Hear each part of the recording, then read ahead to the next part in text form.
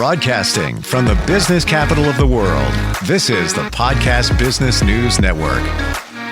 I have learned so much from this gentleman on the process of publishing books. So interesting. And it's not just even about books. It's stories, which translates to even TV and movies. A lot of them do come from books. Today, we're going to look at character creation. And if you've ever thought about maybe writing a book, I want to pay attention here. Obviously, we're talking essentially fiction, but he also helps people with nonfiction books as well and get that done from start to finish, by the way.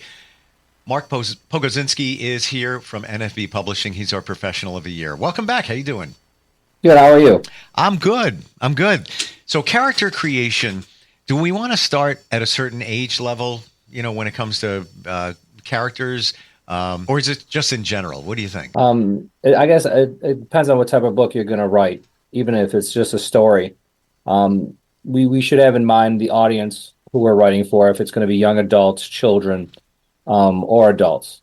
And depending on where the writer's ideas come from, that's an important factor too, because you're going to tailor that character for the audience that you're trying to reach. Sure. And the classic characters for children's lit, they are for the most part children, and they grow up through like the series or through the book, and that way, if a reader gets it early, they grow with the character. And I think that's a good way when you're talking about young adult, especially a lot of the young adult writers that we work with have that in mind. It's not a single book; it's that series of books that they want to produce where they track the character throughout. And that's a great way to do it. It takes a lot of forethought, but a lot of planning. But one of the best advice I ever got about writing characters is that you should have an emotional attachment to the character you're creating, whether you're creating them to be hated in the book, as a villain, to be, empathized with. The characters are important, and that goes, it's obvious, but like the creation of them. It takes a lot of time, a lot of effort, and the characters have aspects of the author of them. Okay, like your dark side becomes your villain, your good side becomes your hero, and being emotionally attached to your own creation, I think, is vital to creating really long-lasting characters.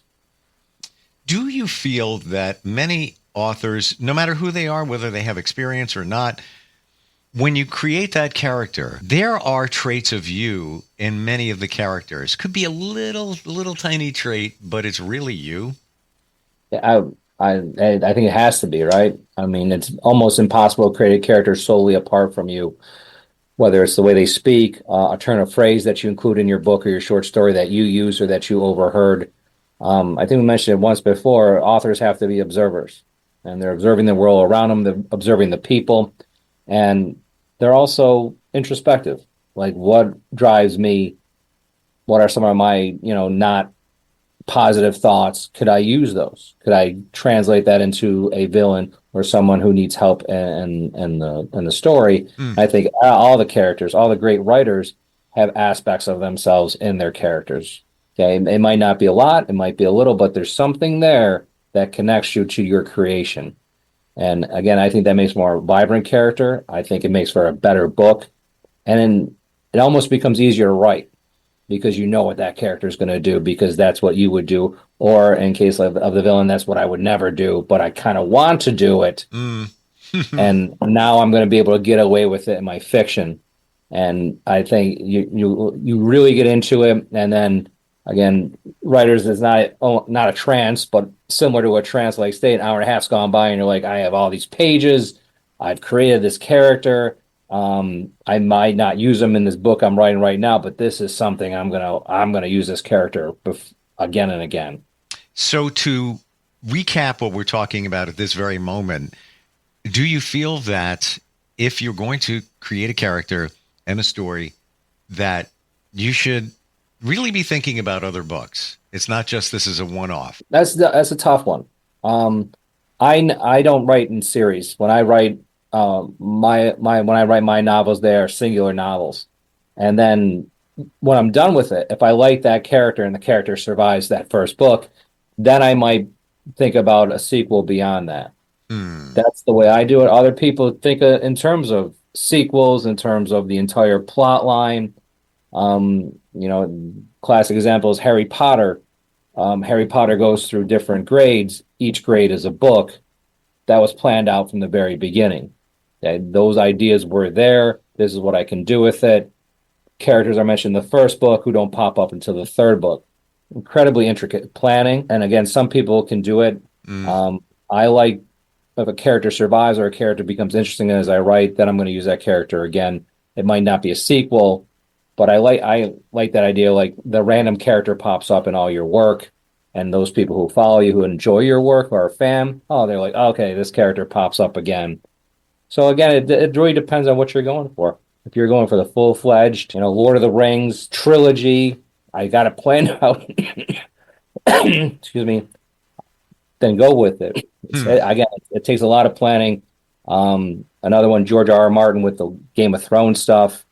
He had flow charts all over the place to try to track these characters, and he hired assistants to track his characters for him because he'd forget, like, what did I do with this character? Did I kill them off? Who are they with? What's going on? And it becomes almost a job unto itself to track something like that big, that huge world that he had created. I like the idea of the reoccurring character or type of character that pops up. It's almost like what you call it, a breadcrumb, every once in a while. And maybe whatever it is becomes your signature, your writing signature style. Yeah. We have an author who's doing mystery books, and they have a reoccurring character. Each book is onto itself. It's a different thing. There are little threads that connect them. The Meryl Connor mysteries, they're called. And she's a blogger who solves crimes. And again, some recurring characters, but totally different plot lines. And you see that. That's a classic way to go about it. Agatha Christie, James Bond, just to name a few characters who pop up again and again and again, but are individual stories. How do you prevent a story from getting boring or just played out? It's often been said, if you're doing a comedy bit or whatever it might be, know when it's done, know when it's over, know when to, always leave them wanting more. How do you know? Like when stanza. Say again? Stanza, always leave on a high note. Yes. It's so funny you say that because salespeople, and I know one in particular, they will continue talking with you until there's a high point. All right, well, I'll see you tomorrow. And then they walk out. It's difficult, you create this thing, you have a finite ending, and we can go to like TV is the example. You created this wonderful story. It's gone, 2 seasons, and it's been success. And then someone comes to you with a dump truck full of money and says, we need another season. And you've seen it on a couple of shows. You're like, this season is dragging. Yes. There's no point. It's going round and round. And maybe they didn't want to write that season, but again, you got paid a solid amount of money to do it, and you're like, well, I love my characters, but I really like money, so I'm going to push through and try to come up with something. And you see that with writers from time to time, but then some writers will use ghostwriters. And they played out. They have no idea what to do with these characters. Well, let me hire someone. Maybe they can come on fresh perspective. A fresh perspective. They've seen something different in my work, and that goes to the interpretation of a work or a book. And you run into that from time to time. An author has this vision. They write this beautiful book, and they get a review that's beyond what they possibly thought could happen. And you're like, they misread this. Well, you can't say they misread it. They read it and brought whatever they were thinking to the project. So that's, again, something that we have to take into consideration too, that not everyone they don't know our thoughts. They don't know why we're doing it or what we're trying to get to. And they read something else in the work. Think of a TV series that you feel started off well and then got to just what you said, we're dragging. Because as soon as you say that, I've got one in particular. There's probably a bunch. Got to think about it. Which one for you? You don't want to badmouth anyone else's work. Well, it's just your opinion. You may say a show, and I'm like, really? I thought it was pretty good. And the one I'm going to mention, I say it to others, and they don't. Not everybody, but some don't agree. They're like, no, it's still good. I'm like, I checked out. Yeah. I know, like Stranger Things hit on Netflix. Mm. Hit for nostalgia purposes, and I don't think people quite knew how big it was going to be. So, like in season 3, you could see we got to come up with a new villain. We got to come up with what's called the MacGuffin, and I think they circled it a little bit until they figured out what they wanted to do. Another show was like You again. I think it was on Netflix at first. The serial killer, the first season, and good pacing, and then maybe not so good the second season as they're trying to figure out what are we going to do with this character. We have a deadline. They want the episodes filmed. How are we going to get this done? So, which one were you thinking about? Ozark. Oh, okay, yep. And then you could almost see it. Mm. And you could almost sense the writer's frustration, like, I have no idea what I'm supposed to be doing. That's what I felt in the beginning. It was like power. Yeah, this is great. And then I can't even remember what season because I just checked out. It wasn't the characters because they were all still strong. And even I can't think of her, Ruth, I think the blonde hair, she still cracks me up no matter what. But it just got kind of boring. And I accidentally hit the one of the last seasons. And I was like, that's not like I remember when it got boring. So maybe it was just, here, then went here, and then came back up again. But I haven't checked back in. I already checked out. I got to check back in on it. But yeah, I guess you're feeling the same thing that they were kind of lost there. And you can almost find the episode where they're like, okay, they ran out of ideas right here. Mm. They had a deadline to keep, and they came up with something. They introduced a character who's never been there before. Yep. To try to keep the plot line going. There were, like, when you talk about comedies, what are we going to keep it going? Someone's getting married, someone's having a baby, someone dies. Those are the 3 things that we can do to keep everything going. And it's like, people use it in books too. Run out of things to write about. All right, this person's getting married. This person randomly died. They're having a baby, and that keeps it going. So those are like your 3 plot threads when you're really running out of ideas. And you can see it in some of these shows because now that you're refreshing me on Ozark again, I can't think of the season or episode, but there was one point where they're just doing a lot of talking. They're in a living room, blah blah blah blah blah blah blah. It's almost as if, yeah, we got to fill, keep them going. Let's keep beating that horse around and around. And that's where I guess some people check out. I don't know. What are some of the other things with character creation that you have to keep in mind to keep it fresh? For me, a character has to grow or change. If a character doesn't grow or change, then it's just a cardboard cutout. You need some movement, and I think this is where you run into trouble with television. Audiences like their characters to maintain. They're solid characters. This is what they're going to do. But for writers, for books, for novelists, there has to be an arc for a character. Kurt Vonnegut used to do this great thing about the shape of stories and character arcs. He had like an axis and a y-axis and the x-axis. But like a character has to face a problem. So they have to drop down and then they have to come back up because that's what the audience expects. And he would always use Cinderella as the greatest character arc of all time because the little girl starts off very low. She goes lower. Bad things happen. Then slowly, incrementally, she comes up. She goes to the ball, highest point of happiness. Everyone lives happily ever after. So a character, I feel, has to grow, has to change, has to face challenges. And again, if you look at like the classic books, the classic writers, they make horrible things happen to their protagonists, their main characters, and they have to overcome them. They have to change. They have to adapt. Because I think a good book will mimic life in that respect. We all face down times, and how do we recover? How do we keep going? Sure. And we can take inspiration from literature. There's a musician, Nick Cave, who talks about art as the great transcendent possibilities of humanity. Whether it's music or art or literature, we see in these forms of art something that we can become, something greater, something better. And I think that's what makes a really, truly fantastic character is the ability to overcome obstacles. This could be a challenging question, but how do you create likability and empathy for a character? Now, you mentioned, characters dealing with, life's roller coaster. Why do we care?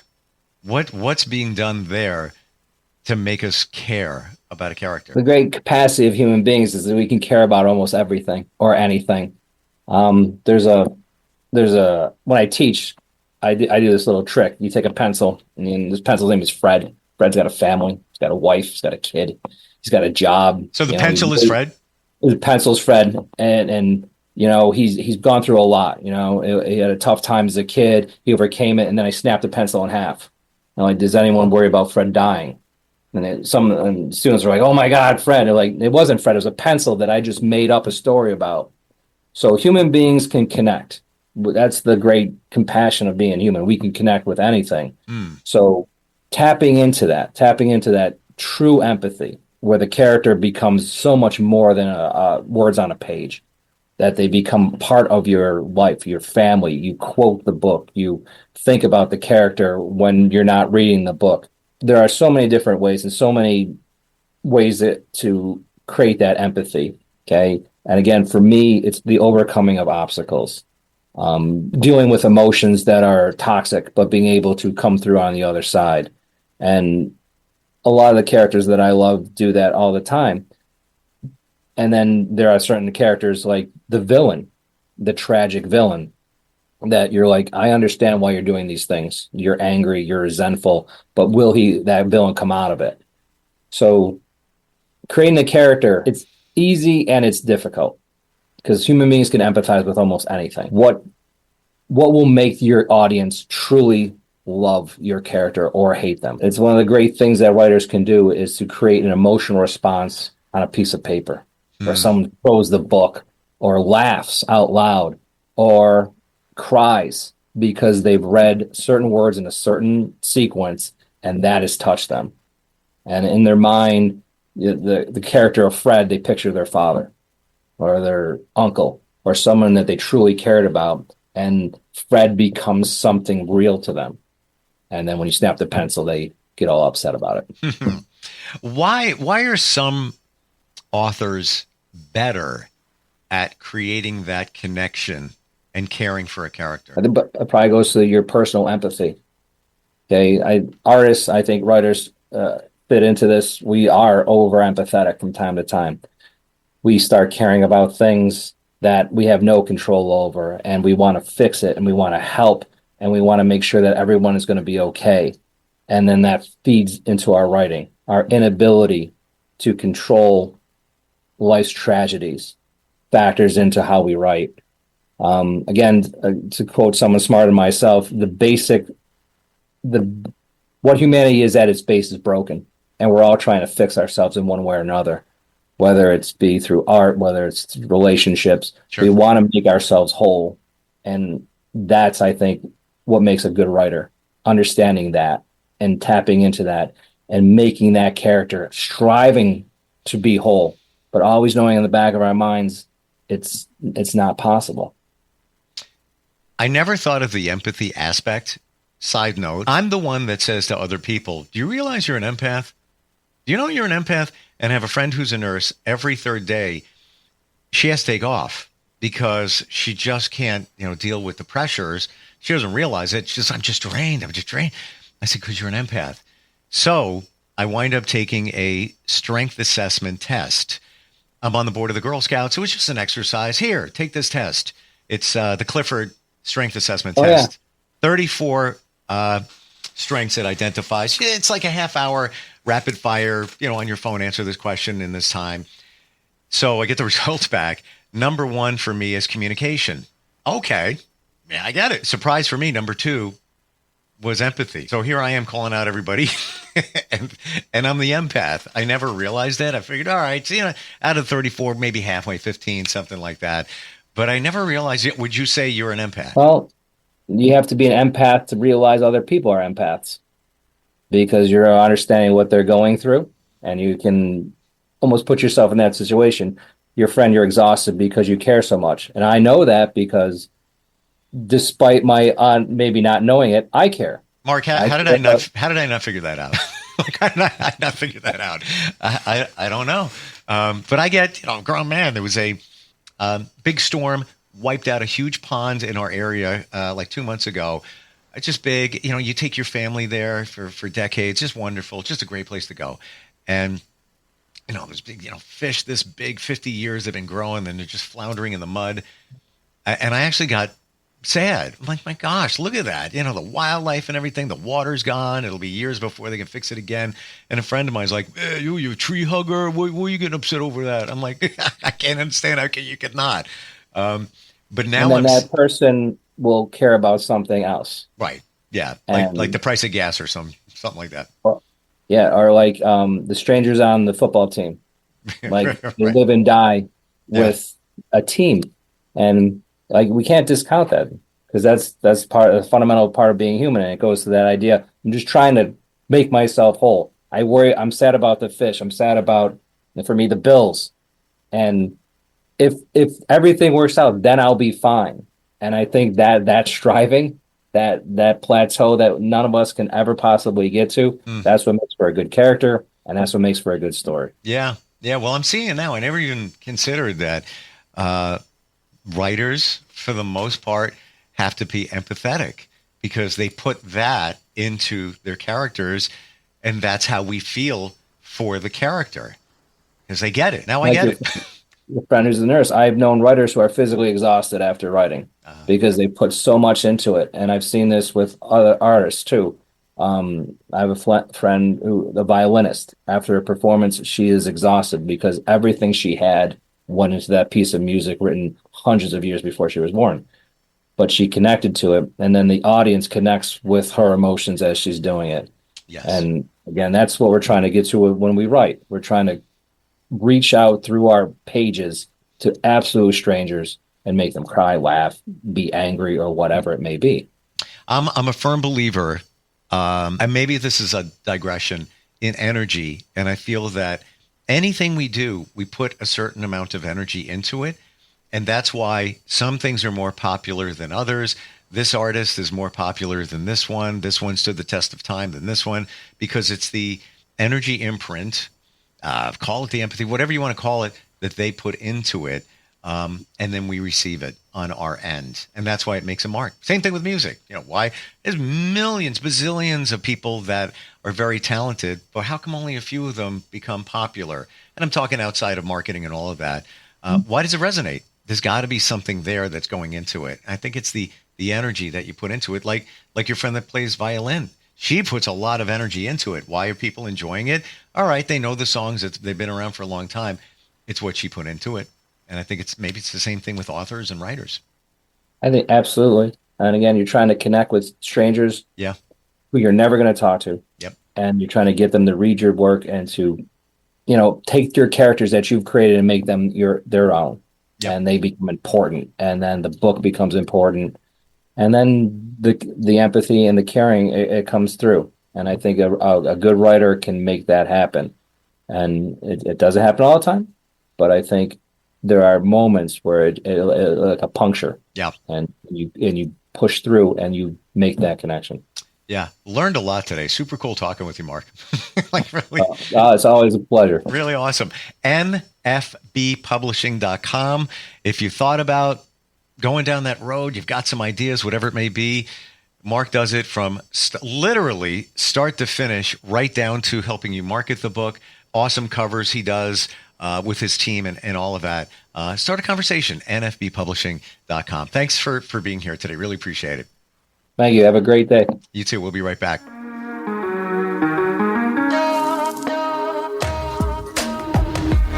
Broadcasting from the business capital of the world, this is the Podcast Business News Network. It's Thursday night, and you're grabbing drinks with some friends. Started off with a pitcher for the table, which quickly becomes two. There's pool. And there's the photo booth. All right, everybody squeeze in. Say cheese! Followed naturally by an order of wings. And another. Can we get some extra ranch sauce?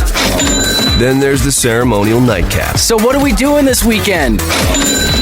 And lastly, it's back to the car, which, if you're buzzed,